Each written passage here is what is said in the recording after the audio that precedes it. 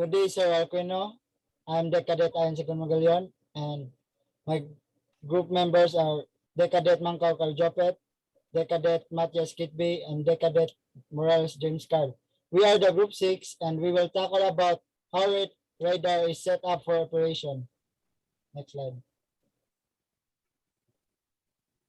So the general procedure to switch on a radar set, first is visually make sure that the scanner is clear. Second, set the 4 critical adjustment controls: gain, brilliance, anti-clutter, and anti-rain clutter differentiator to off or minimum. Set the main function switch off standby or transmit to standby. The radar set will then begin to warm up. Certain parts will require time for warming up. Fourth, set range selector switch to desired range skill.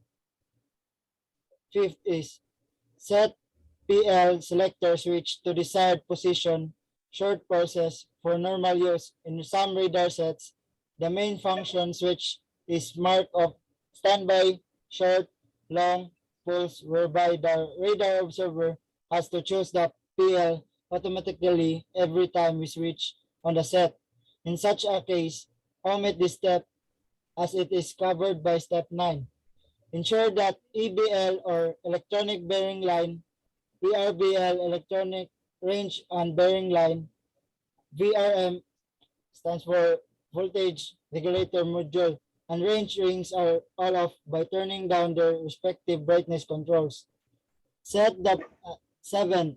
Set the presentation mode switch RM or relative motion and stabilize, or TM or true motion, to the RM stabilized mode. 8. Adjust panel lights to desired intensity. And last is, when the set has warmed up about 2 to 3 minutes after switching to standby, and set the main function switch to transmit. Next reporter. So in some sets, instead of transmit, the main function switch is marked short, pulse, or long pulse, so that PL has to be selected at the same time as switching on from standby. Set step 5. In such a case, set main function switch to short pulse. 10. Generally increase the brilliance until the rotating trace becomes visible, then gradually decrease the brilliance until the rotating trace just disappears. The brilliance has now been set correctly and should not normally require read adjustment if and when the 3 other critical adjustment controls: gain, anti-clutter, and differentiator, anti-rain clutter, are all off or at minimum. If 11, if a brilliance control is provided separately for the bleeding marker, turn it down, and unnecessary brightness of the heading marker will: 1. Cause the heading marker to be broader than necessary. 2. Distract the observer's attention from targets when the picture is obtained later. 3. This control will not and must not blank out the heading marker completely. However, how the control may be set.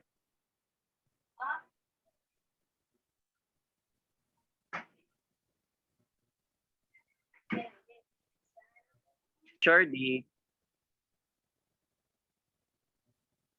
recording stop lagi par. Padayon. Ensure that the electronic centric coincides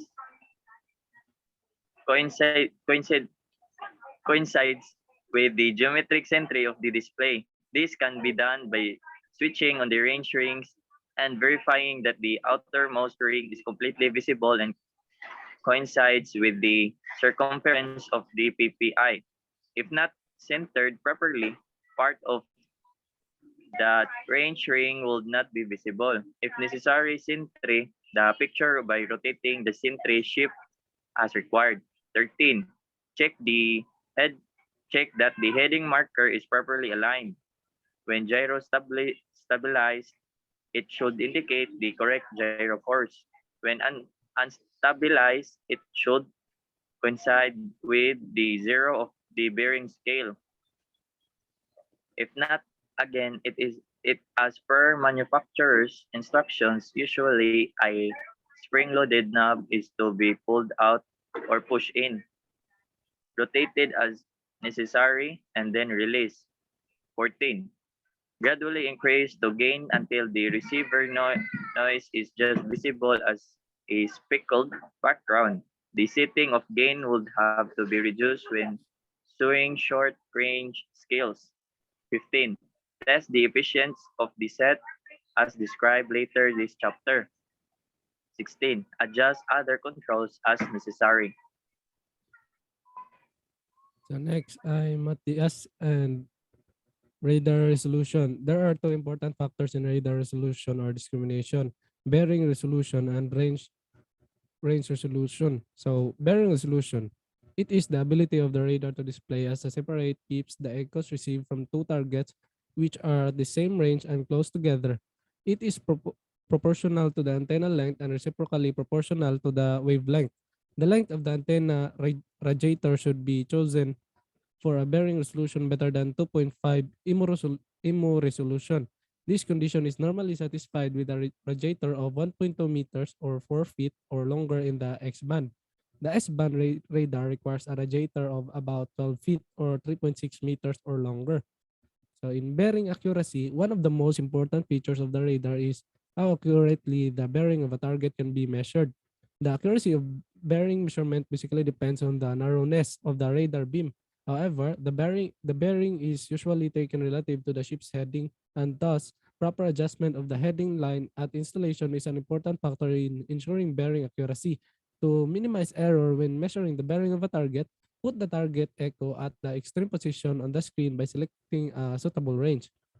So next, Yep. Hello, sir. I'm James Carl Morales, and I will continue the report.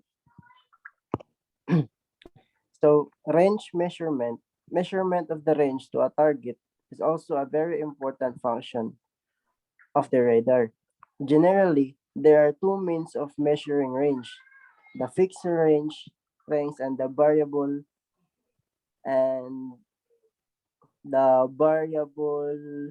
Wait, ano nga man? The variable range, or what we call BRM. So the fixed range rings appear on the screen with a predetermined interval and provide a rough estimate of the range to a target. So the variable range markers diameters increase or decrease so that the marker touches the inner edge of the target, allowing the operator to obtain more accurate range measurements. Next part. So as you can see on the image, the blue one is the heading of the ship, and the another line is what we call the electronic bearing line. And inside of the circle, we have the variable range marker. And outside of the circles, we have the cursor. That's all, sir. Thank you.